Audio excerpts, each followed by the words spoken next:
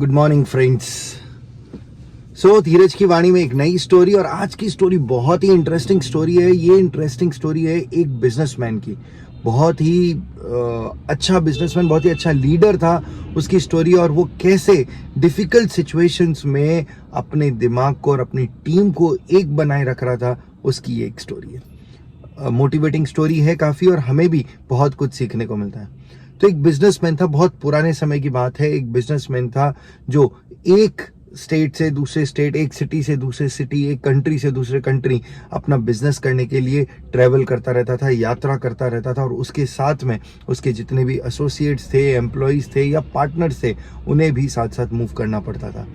उनके बिजनेस के दो ही रूल थे। एक तो वो जबरदस्ती या किसी बिना कारण के अपने लाइफ को और अपने माल को, जो भी उनका गुड्स थे, उसको जोखिम में नहीं डालेंगे, पहली चीज। और दूसरा उनका एक रूल था कि वो कभी भी जो भी सौदा कर देंगे, नॉर्मली उस सौदे को तोड़ेंगे नहीं जब तक कि कोई कारण ऐसा हो जाए जिस पे वो बढ़ नहीं सकते। मतलब जो उन्होंने कह दिया तो वो कमिटमेंट पूरा जरूर करेंगे।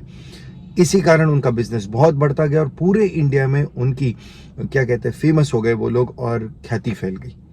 सब लोग उनसे बिजनेस करना चाहते थे, और इसी तरह एक बिजनेस डील और क्रैक की उन्होंने। ये बिजनेस डील कोई पहली बार वो क्रैक नहीं कर रहे थे, हर बार की तरह क्रैक कर रहे थे, और इस बार भी बहुत अच्छी बिजनेस डील मिली उनको, और उन्होंने उस बिजनेस डील को क्रैक कर लिया, क्रैक किया। अब केवल उसमें शर्त ये थी कि उनको ये बिजनेस डील टाइम पे पूरी करनी है। टाइम का कमिटमेंट था, उसी के साथ पूरी करनी। उन्होंने किया, लेकिन वो ये नहीं जानते थे कि इस बिजनेस डील को पूरा करने के लिए उन्हें एक रेगिस्तान, एक डेजर्ट को पार करना है, जो कि बहुत ही खतरनाक है। वो उन्हें ध्यान नहीं था। ठीक है, उन्होंने किया, और उन्होंने जब अपनी यात्रा चालू करी, करने के लिए माल को लदाया करा, और जैसे ही चालू करी और वो एक रेगिस्तान के सिरे पे पहुंच गए। जब वो रेगिस्तान के सिरे पे पहुंचे तो वहां का जो लीडर था, बिजनेस का जो लीडर था, उसे लगा कि मुझे, क्योंकि वो होशियार था, समझदार था, मुझे आगे के रास्ते के बारे में जान लेना चाहिए। तो उसने गांव में जाकर पूछा, जहां से रेगिस्तान चालू हो रहा था उससे पहले वहां एक गांव था, उस गांव के लोगों से जाकर पूछा, तो उसे पता चला कि ये रेगिस्तान बहुत ही खतरनाक है, और इसे पार करने में या तो 3 पूरे दिन या 3 पूरी रातें लग सकती है, और इस रेगिस्तान में पानी भी बहुत मुश्किल से मिलता है। तो ये सब चीज़ें उसको जब पता चली तो उसे लगा कि मैं मुश्किल में आ गया, लेकिन क्योंकि उसने कमिटमेंट कर लिया था तो उसे पूरा करना था। फिर उसने अपना दिमाग लगाया, और उसने ये देखा कि अगर मैं दिन में मूव करूंगा तो दिन में रेगिस्तान की रेत, जो मिट्टी है, वो इतनी ज़्यादा गर्म हो जाएगी कि उस पर चलना भी मुश्किल हो जाएगा। तो उसने सोचा कि अब मैं रात रात का सफ़र करूंगा, और उसी ने एक गाइड को भी साथ ले लिया गांव के, जो उस रेगिस्तान को पार करने में उनकी मदद करें, क्योंकि रेगिस्तान में भटकने का डर था, और अगर भटक गए तो 3 दिन से ज़्यादा समय लग सकता था, और उनके पास में बहुत ज़्यादा समय नहीं था अपने समय को, अपने काम को पूरा करने के लिए। वो बिफोर टाइम अपना ऑर्डर पूरा करना चाह रहे थे।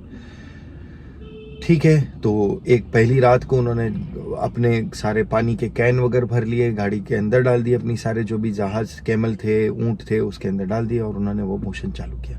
पहली रात सब लोग गए। दूसरी रात जाकर दोपहर में उन्होंने अपना टेंट वगैरह लगाया, कैंप लगाया, और सब ने रेस्ट करने की कोशिश करी, पर वो सब लोग, गर्मी इतनी थी उस कारण से सो नहीं पाए, और रात को वो सो नहीं सकते थे क्योंकि उन्हें ट्रैवल करना था। तो ये दिक्कत भरा एक सफ़र था, और बड़ा थकाने वाला सफ़र था। जैसे तैसे उन्होंने एक रात पूरी करी, दूसरी रात पूरी करी, और तीसरी रात चलना चालू किया। तो जब तीसरी रात चलना चालू कर रहे थे तब लगभग सभी लोगों को रात में नींद आ गई, यहाँ तक कि गाइड भी सो गया और बिजनेस का लीडर भी सो गया। अब ऊँटों को चलाने के लिए कोई भी डायरेक्शंस देने वाला नहीं था, और ऊँट अपनी मर्जी से चलने लग गए जहाँ तहाँ भी। जब उन्हें पहुँचने का समय था, जब सुबह हुआ और एकदम से लाइट आई, सनलाइट आई, और सबकी नींद खुली, तो उन्हें ये पता चला कि ये तो पुनः उसी रास्ते पे आ गए जहाँ कल थे, एक रात पहले थे। ऊँट सब पीछे ले आए, और सब घबरा गए।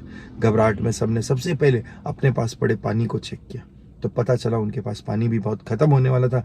थोड़े कुछ बिजनेसमैन के पास थोड़ा बहुत कुछ पानी बचा हुआ था, और सब हताहत हो गए, और सब लीडर से लड़ना चालू कर गए।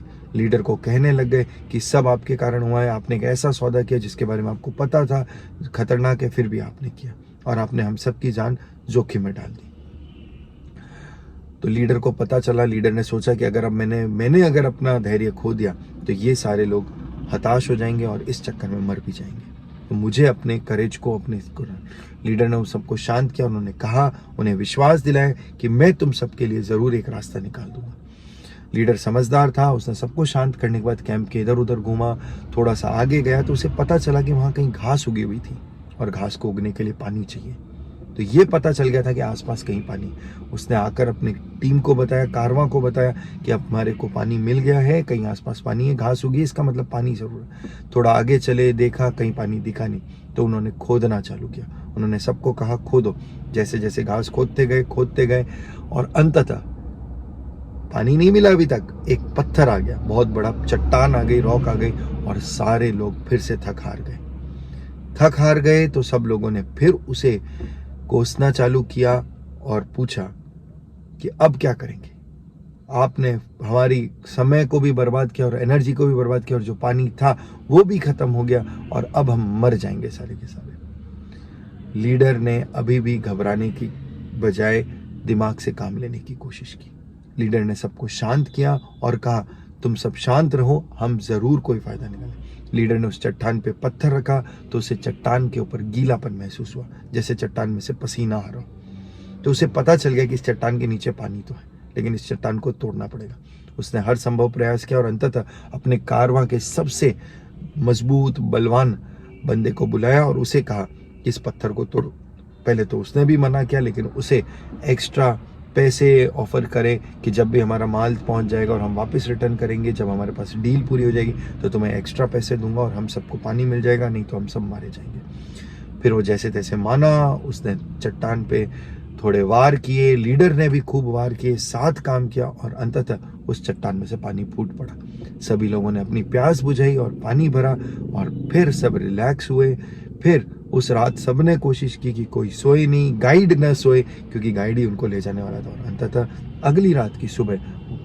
अगली सुबह वो रात पूरी हुई और वो लोग अपने डील जहाँ पहुँचानी थी वहाँ पहुँच गए और सारे लोगों ने अपने बिजनेसमैन को धन्यवाद दिया, अपने लीडर को धन्यवाद दिया कि जिसकी सूझबूझ और समझदारी से उन्होंने ये डील पूरी करी। यहाँ हमें भी बहुत कुछ सीखने को मिलता है दोस्तों।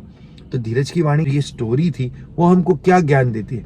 हमको वो यही ज्ञान देती है कि हर वक्त जब भी आप लीडर बनो या किसी लीडर के अंडर काम करो तो उस लीडर को परिस्थितियों में, बुरी परिस्थितियों में भी समझदारी से काम लेने की ज़रूरत है। उसको अपनी टीम को साथ लेकर चलने की ज़रूरत है और टीम को हर संभव प्रयास से बचाने का प्रयास करना चाहिए। उसे कहीं भी अपना धैर्य खोना नहीं चाहिए, अपनी समझदारी हर वक्त अपने साथ रखनी चाहिए। और ये कह दो कि परिवार का जिस प्रकार मुखिया होता है उसी प्रकार बिजनेस का लीडर होता है।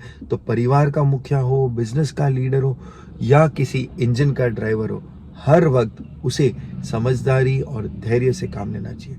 अगर वो धैर्य खो देगा तो पीछे की पूरी टीम धैर्य खो सकती है और कोलैप्स हो सकती है। तो दिस इज ऑल अबाउट आज की धीरज की story. Thank you everyone. Dheeraj की वाणी में आज इतना ही। Take care, good luck.